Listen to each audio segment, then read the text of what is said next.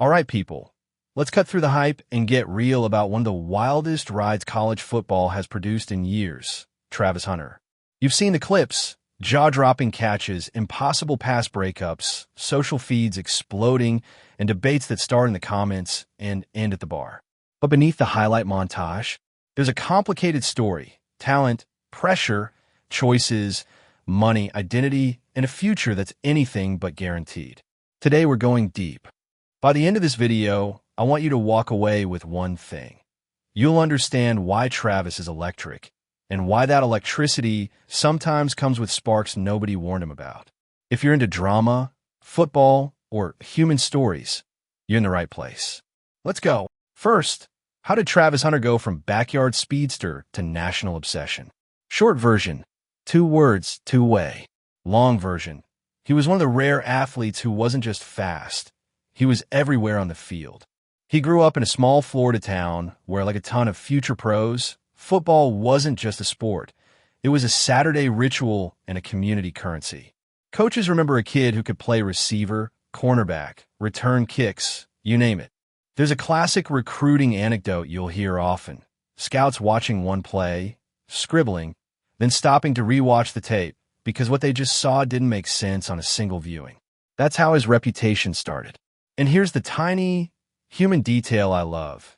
Teammates said he was the kid who'd show up 30 minutes early for film study, not because a coach told him to, but because he genuinely wanted to see what the other team might do. That's hunger. But that hunger and that versatility is also the thing that would complicate the rest of his journey. Okay, here's where the narrative turns from rising star to cultural phenomenon. Travis was a blue-chip recruit. He committed to Florida State, then, in a move that shocked the whole recruiting world, flipped to Jackson State, a historically black college coached by Deion Sanders. That wasn't just a roster decision. That was a cultural headline, a 5-star recruit choosing an HBCU. It made people rethink what college football recruiting could be. Let me break it down. For years, elite recruits mostly went to big Power 5 schools. Scout coverage, nil money, exposure. That's what most prospects chased. When Travis picked Jackson State, it was a statement. This is about legacy, visibility for HBCUs, and building something different. It sparked hope and a jealous backlash. Lesser-known moment. On signing day, there were live national broadcasts of what had once been considered a regional signing. That changed daily coverage and inspired other high-level prospects to consider alternative paths. Question for you: which matters more? The best fit for your career or the biggest stage? Sound off in the comments. I'll read the smartest takes. Spoiler: he didn't stay at Jackson State forever. There's a mid-career twist, and we'll get to that. But first, let's talk about what he actually did on the field. People love highlight reels, but let's slow it down. What made Travis special was anticipation, on both offense and defense. On defense, he wasn't just fast. He had impulse control. Cornerbacks who rely solely on speed can be burned. Travis combined speed with timing. He'd bait a quarterback with body positioning, then explode back to the ball. That's why quarterbacks sometimes looked frozen. They'd throw toward his side and instantly regret it. On offense, his route tree was deceptively simple.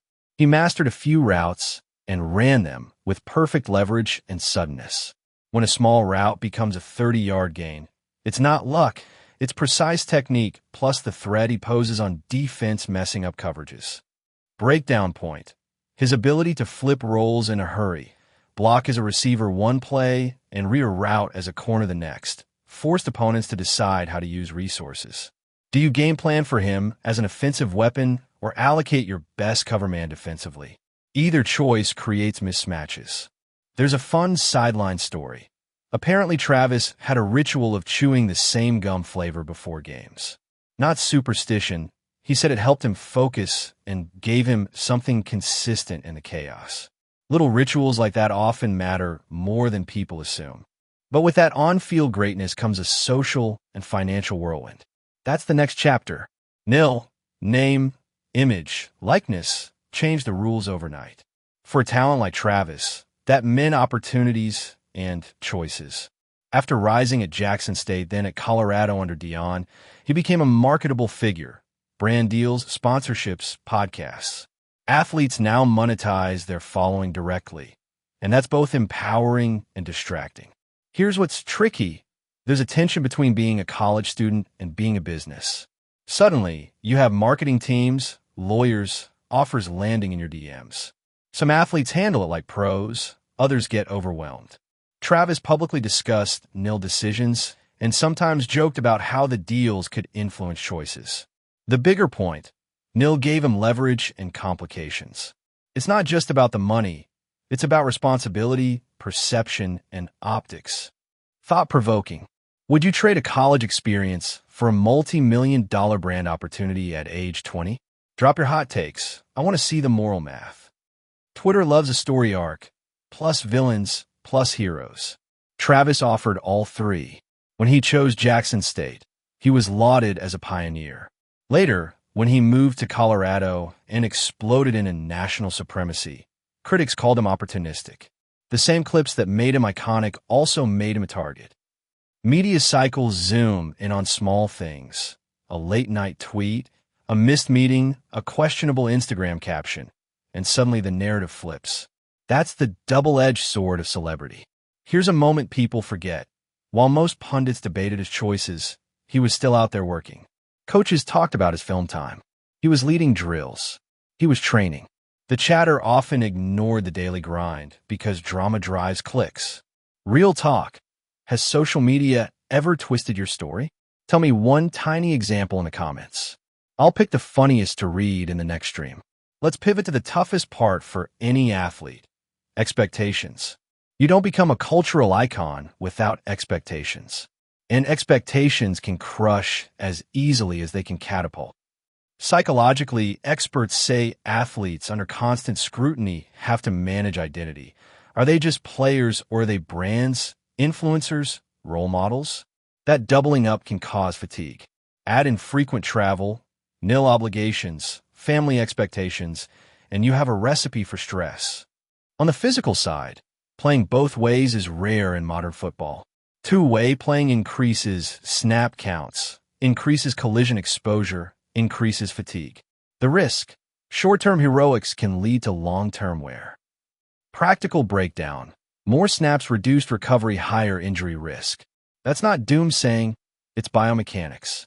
It's why most pros specialize. Example: take the MVP seasons of other two-way legends. They were either short or they phased into specialization. It's a real pattern to watch. Media will tell you a player's brand, but people close to them will tell you the person. And Travis, according to interviews and profiles, has a softer side. He's been noted for charitable gestures, giving back to family and community, and surprising those around him. One article mentioned a house surprise for his mother. Things like that matter. They humanize the headlines. Off the field, he's popped up podcasting, doing interviews, and talking candidly about the pressures of fame. That vulnerability plays well on social platforms, but it also opens him to critique when he says things that get taken out of context. Small anecdote. Teammates remember him as the guy who'll show up early to help younger players with routes or reads. It's low-key leadership that doesn't trend on Twitter, but does shape locker room culture. Transition. All right, time for one of my favorite parts, the hypothetical future. Forecasts are fun, but dangerous.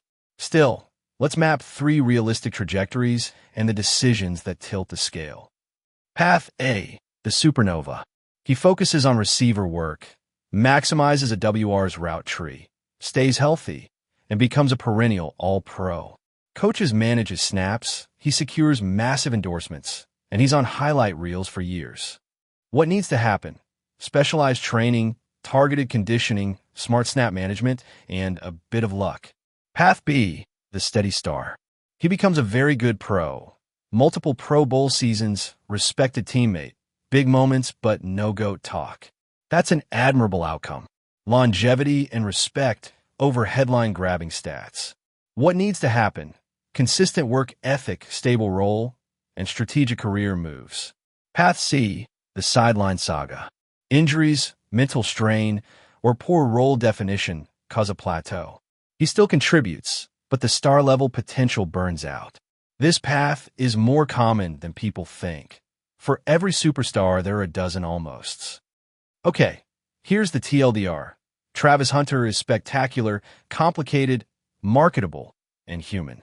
He's not finished, and that's the exciting part. The star is still writing his story.